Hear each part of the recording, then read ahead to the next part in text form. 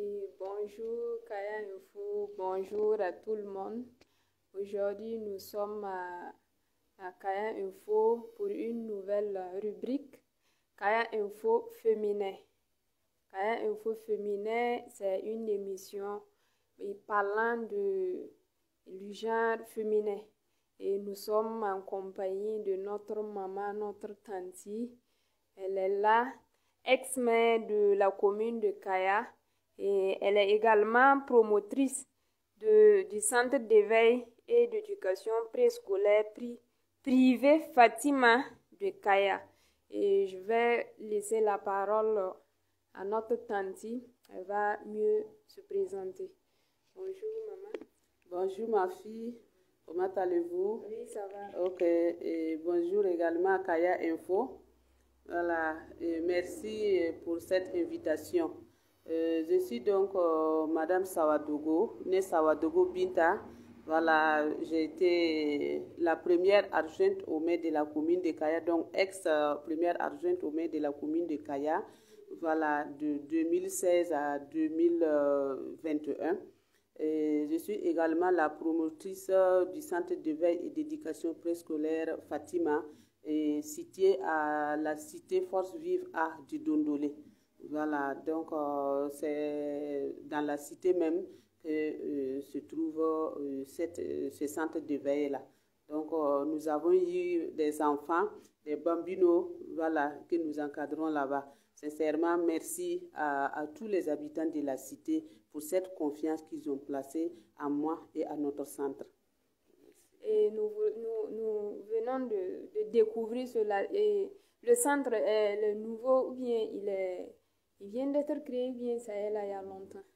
Il faut dire que le centre a vu le jour cette année seulement, mais j'avais à l'idée ce centre-là il y a très longtemps parce que j'étais commerçante au marché de Kaya et je voyais que les femmes du marché même pouvaient, en tout cas, garder les enfants à quelque part pour qu'ils soient bien vraiment éduqués et pouvoir faire exercer leur commerce.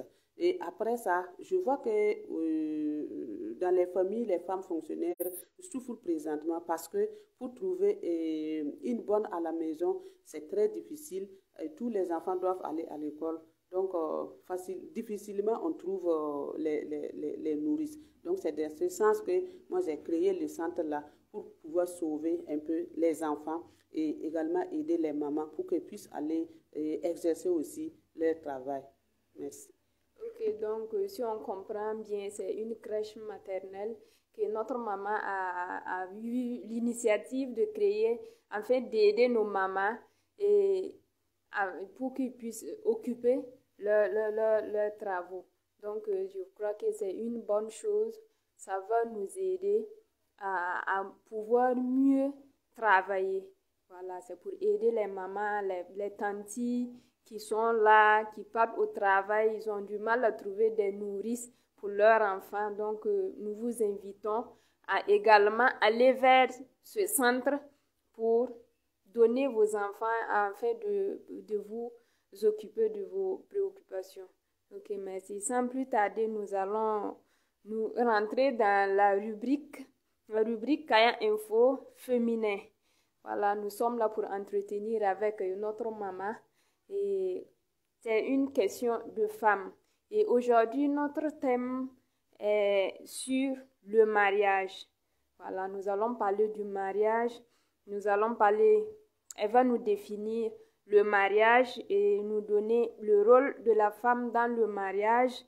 Elle va nous donner les états de lieu du mariage de nos jours et nous dire pourquoi il y a trop de divorces de nos jours et également interpeller nos sœurs et nos mamans qui sont dans le foyer, celles qui ne sont pas mariées, celles qui sont mariées.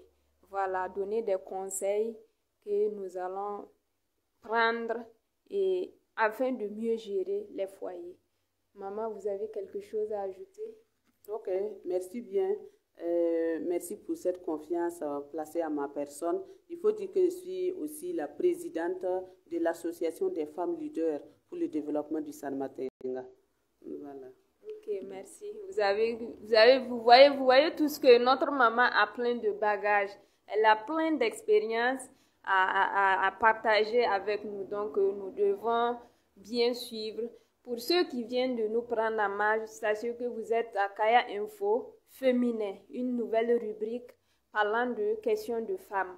Voilà, merci. Sans plus tarder, nous allons rentrer dans le sujet. Nous allons demander à notre maman de nous définir proprement le mariage. Voilà, merci bien.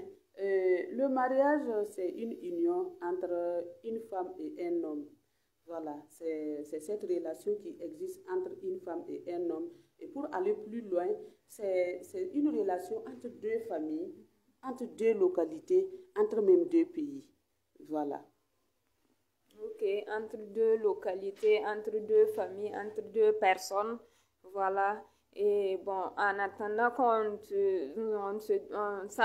annonce le rôle de la femme, nous allons parler des types de mariage au Burkina Faso.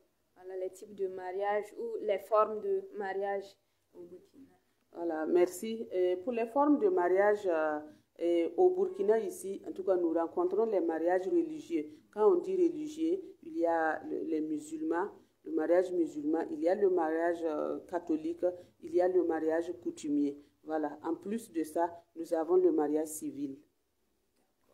Mariage religieux, mariage civil. Dans le mariage religieux, on a mariage traditionnel également.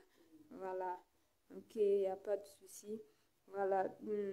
Par la suite, nous allons rentrer dans la question féminine. Nous allons demander à notre maman de nous détailler le rôle de la femme dans le mariage.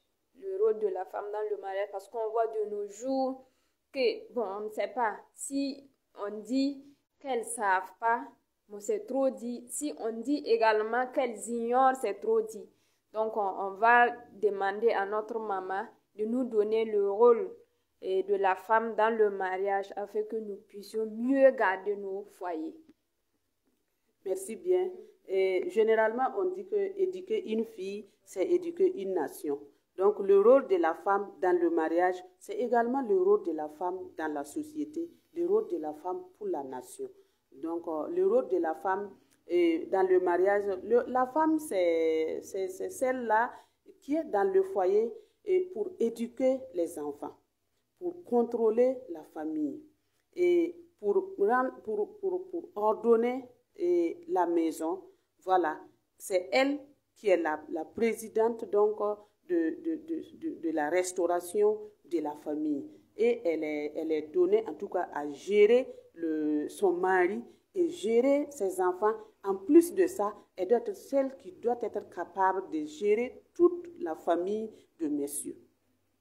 Ok, comme vous l'avez si bien entendu, le rôle de la femme, c'est de s'occuper de ses enfants, prendre soin de son homme, prendre soin des proches même du monsieur. Bon, mais parlant du rôle de la femme dans la société, il y a parlant de l'émancipation, c'est mal vu. Il y a des femmes qui se disent, bon, il y a quelque part, il y a la soumission, mais on voit qu'il y a d'autres femmes qui désertent de foi. Qu'est-ce que vous avez à l'endroit de ces femmes? C'est par ignorance ou c'est pourquoi elles font ça? Ok, merci bien.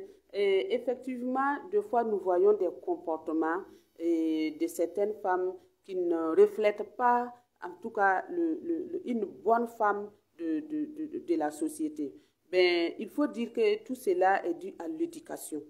Tout cela est dû à l'éducation de base. Il faut que nous soyons des femmes qui vont bien éduquer nos enfants. Et dès la base, l'enfant sait déjà comment respecter quelqu'un. Il sait déjà ce qu'elle peut faire de bien pour que les autres aussi puissent suivre son pas et être un exemple dans la société, un exemple de femme dans la société. Il faut que les filles, nous-mêmes, les mamans, et nos filles soient éduquées de cette manière-là. Je pense que c'est par l'éducation que nous avons des différences. c'est par l'éducation que nous avons des différences. Mais ne pensez-vous pas que ce sont les textes que les femmes ignorent? On parle deux fois de droits et devoirs de la femme. Ne pensez-vous pas que c'est par ignorance de ces textes que cela arrive? Bon, il faut dire que si on dit l'ignorance, l'ignorance, c'est plus au niveau de la femme que nous voyons grandir même cette ignorance-là. Parce que nous nous occupons de beaucoup de choses. Nous n'avons pas le temps pour lire les textes. Voilà. Et nous ne partons pas également là où nous pouvons avoir ces textes-là pour les lire, les exploiter et les appliquer. Voilà, donc cela fait que les femmes sont vraiment ignorantes au niveau des textes. Mais il faut dire que hormis les textes, il y a des normes même dans la société traditionnelle qu'il ne faut pas négliger. Et quelles sont ces normes? Bon, pour les normes traditionnelles, en tant que, bon, et au niveau également de toutes les religions, voilà, on prône la soumission de la femme. On prône la soumission de la femme. Et même, on dit, une femme, si vous vous mariez, vous êtes obligé de vous aider mutuellement. Vous êtes obligé de vous rester fidèle. Voilà. Donc, il faut également travailler à ce que votre union-là soit vraiment un exemple pour les autres. Donc, dans ce sens même, il faut que, même si vous n'avez pas vent des textes, il y a cela qui rentre en compte. Okay. Il faut s'aider mutuellement, il faut, bon, et on voit qu'avec l'aide mutuelle, des fois, la femme arrive à la maison, elle vient du travail, bon, elle dit au monsieur, elle va demander au monsieur de l'aider à faire le nettoyage. Est-ce que cela, vous trouvez ça normal ou pas? Parce que vous avez dit que le rôle de la femme, c'est de s'occuper de la famille. Bon, parlant de la propriété, elle doit tout ranger dans la maison. C'est son rôle. Maintenant que il y a le rôle, il y a le travail qui est là. Et comment on peut gérer ça dans le foyer? Ok, merci bien. Ça, c'est une très bonne question. Voilà, d'actualité même qu'on appelle la masculinité positive. Voilà, parce que pour ramener quelqu'un à l'ordre, on n'a pas besoin, d'être rigoureux. On n'a pas besoin de lui montrer les textes. Il faut la communication. Il faut la communication, il faut le faire comprendre que voilà, monsieur, il peut m'aider à faire ceci, à faire cela, et sans qu'il ne soit en tout cas un homme faible, voilà. Mais il faut dire que dans les familles, les hommes doivent aider les femmes aussi à faire le ménage, et aider au niveau des enfants, voilà, aider même à faire la cuisine. C'est pas être faible, c'est pas être un mauvais homme, c'est pas être mal vu de la société, mais c'est pour que cet amour-là règne dans votre famille et que vos enfants soient bien éduqués et que vos enfants-là soient des enfants qui seront les futurs bâtisseurs de votre famille. Donc, présentement, on parle de masculinité positive pour dire que les hommes peuvent facilement aider leurs femmes à faire le ménage, mais il faut le faire aussi dans des conditions. Voilà, il faut le faire dans des conditions. Merci bien. On voit souvent qu'il y a des femmes qui abusent, hein?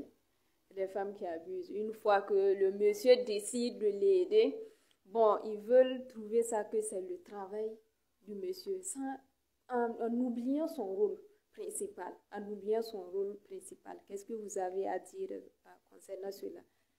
Effectivement, il y a certaines femmes, quand tu commences à l'aider à faire la cuisine, à l'aider à ranger, peut-être qu'un jour, à la présence même des étrangers, elle va te demander, mais est-ce que tu as lavé les plats là? Donc, c'est ça, on a dit, il faut un respect mutuel. Il faut vous respecter dans le foyer. Voilà. Il faut vous respecter dans le foyer sans oublier le rôle que la femme occupe dans le foyer. Voilà, n'oublions pas, nous, en tant que femmes, n'oublions pas notre place. Si le monsieur a décidé de nous aider, il ne faut pas l'obliger à vous aider. On parle de masculinité positive, donc C'est un coup de main qu'on demande aux hommes de nous aider. On les oblige, c'est pas une obligation. Pourtant, le rôle de la femme est bien précis. Donc ça, c'est une obligation pour la femme. Mais l'homme, non, on est en train de négocier avec les hommes pour qu'ils nous aident.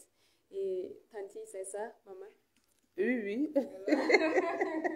C'est une négociation, donc il ne faut pas abuser, il ne faut pas abuser. Voilà. Et bon, par la suite, nous allons vous demander quel est l'état des lieux de mariage de nos jours, la conception. D'accord, merci bien. Pour revenir un peu en arrière avant de répondre à cette question, il faut dire que ici, nos conditions de vie ne sont pas comme ailleurs, mais ça a tendance à venir. Voilà, ça a tendance à venir. Dans une famille, vous pouvez être deux et vous avez un enfant. Donc, c'est vous qui allez faire de sorte que vous allez avoir le temps pour cet enfant-là. Donc, à la longue, il faut que nous puissions en tout cas comprendre qu'à la longue, ça sera une obligation pour l'homme de nous aider dans la gestion de la famille. Mais pour le moment, bon, nous allons partir un peu, voilà, en espérant bien, voilà. Donc, pour le moment, on négocie. Pour le moment, on négocie avec bonne négociation. Voilà, c'est pas une obligation, voilà. Mais on négocie les hommes de nous aider, voilà, à nous occuper, à mieux éduquer les enfants. C'est ça. Voilà. Donc, pour la question de la seconde et la troisième question, on parle des états de lieu de nos jours. Ok. Pour les états de lieu de nos jours, il faut dire que tous les jours que Dieu fait, il y a des mariages. Nous constatons des mariages religieux partout. Il y a également des mariages civils aussi qu'on célèbre à la mairie. Voilà. Mais il faut dire qu'il y a également des divorces. Voilà. Pour une enquête de 2020, voilà, qui a été réalisée en 2020, c'était le 15 janvier 2021 qu'on a eu les résultats. Ça faisait 1400 divorces, 1400 demandes de divorce ou bien même 1400 divorces. Voilà, au niveau du tribunal de grande instance de Ouaga. Vous voyez que c'est un peu élevé. Voilà. Et de 13 à 15%, ce sont les mariages civils. Voilà, ceux qui se sont mariés légalement, qui viennent pour demander le divorce. Voilà. Et il y a 15% aussi, voilà, qui demandent le divorce à l'amiable. Donc, ça veut dire que le chiffre est également élevé. Ok, maman, mais cela est dû à quoi, vraiment? Cela est dû à quoi? Vous savez, je pense personnellement que c'est l'évolution du monde, voilà, l'émergence de la population qui nous amène à tout cela. Voilà, donc, alors que quand on se marie, c'est pour le meilleur et pour le pire. Voilà. Donc, d'autres ignorent le meilleur et le pire. On dit on se marie pour le meilleur et pour le pire, mais il y a d'autres qui ignorent ça. Une fois que l'un est dans le pire, voilà, l'autre se retire. C'est ça. Donc, nous allons demander à ce que les gens revoient ça, le meilleur et le pire. Pour le meilleur et pour le pire. C'est pas pour rien on a dit ça. Donc, on doit accepter. Si tu décides de rentrer dans le mariage, tu dois accepter l'un comme tel. Voilà. Et qu'est-ce que vous avez à l'endroit de ceux qui font les divorces? Bon, pour ceux qui font les divorces, si en tout cas ils ne pouvaient pas, s'ils pouvaient ne pas le faire, c'est encore mieux, parce que ça joue négativement sur les enfants. Ça joue négativement sur les enfants et ça joue également sur les deux. Voilà, sur la femme et sur l'homme. Voilà. Parce qu'au moment où vous divorcez, peut-être que vous êtes convaincu de quelque chose, mais la réalité peut être tout autre. Voilà. Donc, ça peut jouer négativement sur les enfants. Et si un enfant, en tout cas, si ça joue négativement sur un enfant, c'est que l'enfant peut devenir dans la vie. C'est incroyable, mais des fois, c'est décourageant. Donc, est-ce que avant de rentrer dans le mariage, le monsieur ou la femme, il y a des enseignements qu'on doit les inculquer ou bien, parce qu'on voit que dans le mariage civil, il y a des textes que le monsieur doit bien lire et apprendre avant de s'engager. Et est-ce que c'est le cas chez les autres, religieusement ou coutumièrement? Bon, il faut dire que des fois, généralement, ce qu'on constate, hein, la question du mariage, c'est un peu tabou au niveau de nos parents. Voilà. Bon, pour parler du mariage civil, vous savez, le mariage civil, c'est le jour du mariage qu'on peut vous lire les articles du Code des personnes et de la famille qui rentrent en ligne de compte de la vie conjugale. Voilà, et ce n'est pas tous les articles qu'on peut vous lire. Voilà, donc ça fait 1000 et quelques articles dans le Code des personnes et de la famille, mais on ne vous lit que 7 ou 6 articles seulement. Voilà, et au niveau des mairies, vous savez, le temps manque pour préparer les mariés. Donc c'est quelques temps seulement. On lit pour vous, vous écoutez. Et en ce moment, c'est un jour vraiment inoubliable pour les deux, c'est vrai. Mais ça peut ne pas, nous pouvons ne pas atteindre notre objectif en lisant seulement ces articles-là sans les former. Mais je pense qu'au niveau de l'action sociale, c'est prévu des formations de couple, mais je ne sens pas trop cette formation-là. Parce que ayant été à la mairie, je n'ai pas d'informations claires que des mariés que nous avons célébrés et les mariages que nous avons célébrés. Et tous, ils ont reçu une formation, soit de l'action sociale ou bien de la mairie. D'accord. Donc les textes, c'est écrit, mais ce n'est pas appliqué. Voilà, donc nous allons demander, c'est par manque de cela que nous avons trop de divorces. Au niveau religieusement, nos mamans et nos papas doivent nous inculquer cette éducation. C'est une nouvelle vie qui commence, donc c'est de l'apprentissage.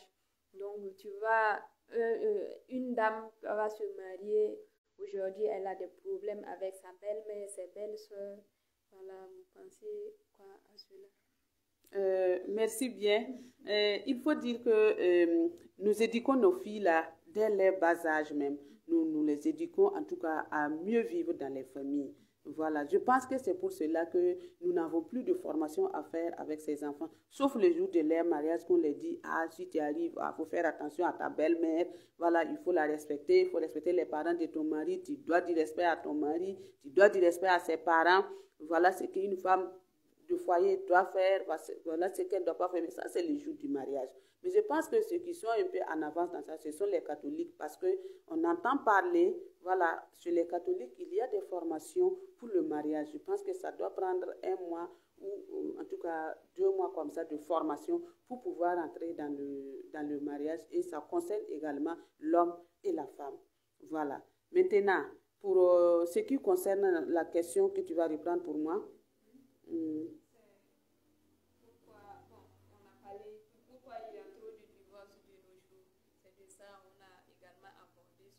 ah, d'accord.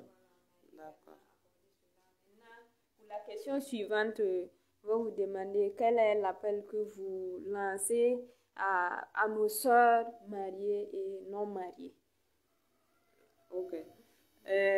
Pour les sœurs mariées d'abord, pour celles qui sont mariées, il faut bien garder le foyer.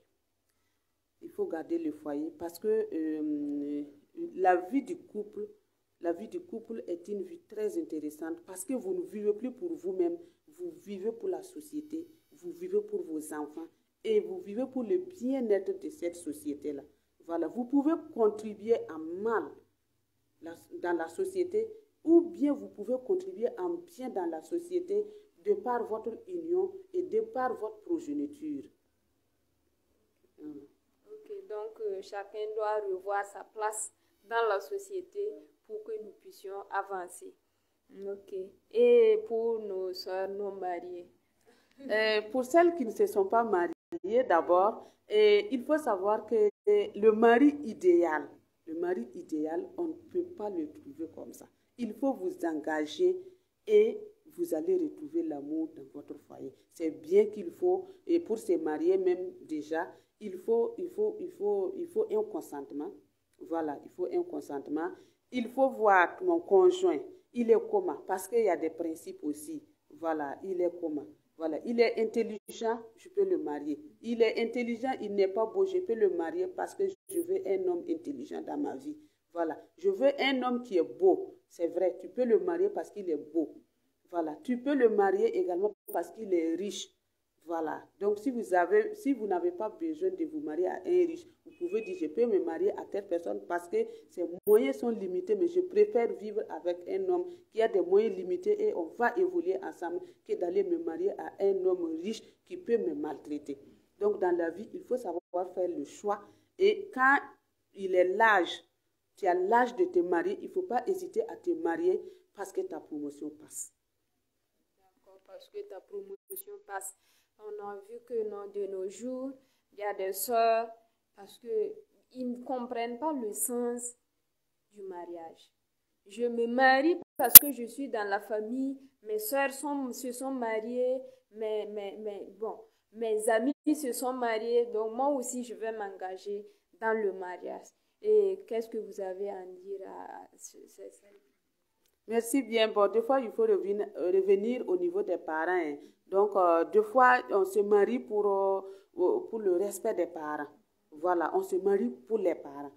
Donc, alors, il faut se marier réellement, c'est vrai, il faut se marier pour que le parent soit content de vous, mais il faut savoir choisir l'homme de votre vie. Voilà. Il faut savoir choisir l'homme de votre vie. Je crois que je vais revenir un peu en arrière, parlant de textes d'éducation et d'enseignement dans le mariage. Vous avez tantôt parlé c'est la religion catholique ou la religion chrétienne qui enseigne cela. Et les textes civils sont là, non praticables. Il y a des textes, mais ce n'est pas pratiqué. Et la religion musulmane, qu'est-ce que vous avez à dire? Pour la religion musulmane, il faut dire qu'à chaque fois, c'est ça je dis, à chaque fois l'enfant est éduqué à la maison. Et également, il y a des prêches, il y a des formations que les musulmans aussi font ces formations-là à ces filles pour qu'elles soient vraiment des femmes de foyer, des femmes soumises, des femmes travailleuses. Voilà, et des femmes qui seront capables de gérer un foyer. Il y a ces formations-là qu'ils font, seulement que ce n'est pas formalisé, je veux dire. Voilà, il n'y a pas un type de formation comme ça qu'on donne, mais c'est à des occasions près. À des occasions près. Donc, on doit mettre ça en pratique pour le bon fonctionnement des foyers. Et on est là. Et pour ceux qui viennent nous prendre en marche, sachez que nous sommes à Kaya Info féminin. On ne parle que de la question de femmes. Et nous sommes là avec notre maman, Madame Sawadogo Binta. Voilà. Et pour continuer, bon, votre mot de fin, si on peut le dire. Ok, merci bien. Il faut dire que le mariage, c'est un engagement. Il faut qu'on s'engage également à se marier. Et je pense que, ayant été à la mairie de Kaya pour quelques années, nous avons eu à célébrer des mariages, nous avons eu à donner des conseils aux mariés et de temps en temps, les gens nous reviennent pour nous demander également des conseils. Voilà. Et pour cela, j'ai même contacté une structure à Ouaga d'ambassadeurs de paix universelle pour pouvoir avoir ces formations pour que le peu de temps que je sois avec ces mariés-là, que je puisse quand même les donner des conseils qui vont les servir. Voilà. Des conseils qui vont les servir. Et on voit que je reviens un peu en arrière. Excusez-moi. Est-ce que vous avez été à la mairie et on peut savoir combien de mariages vous aviez dans le mois ou par an?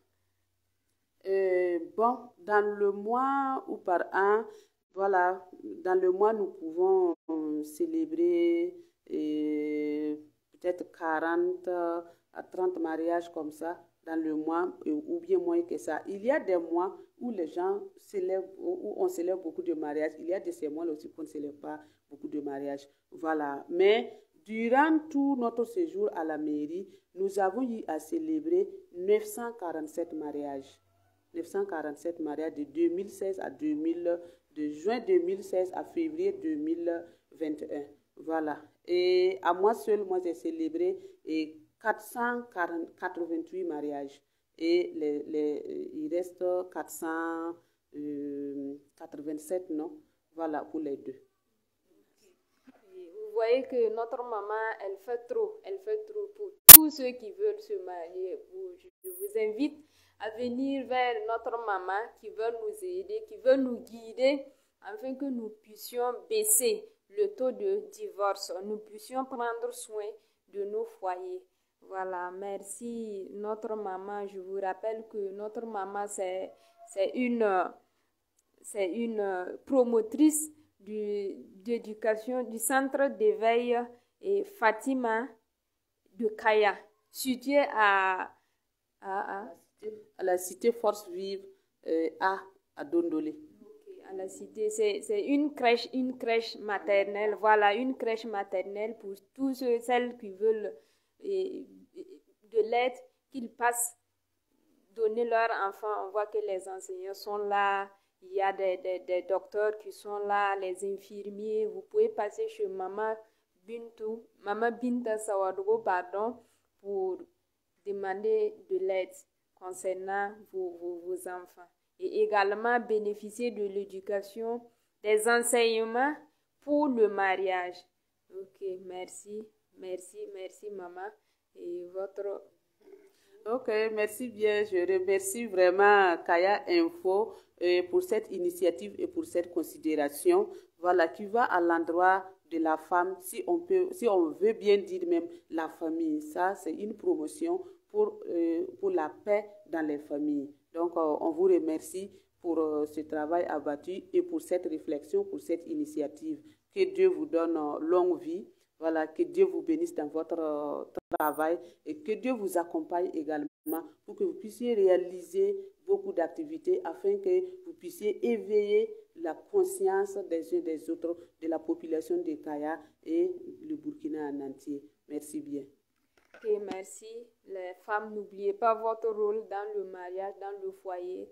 Et joyeux Noël à tous. Voilà, que la santé règne, la paix règne au Burkina Faso. À tous ceux qui sont couchés à l'hôpital, meilleure santé à eux.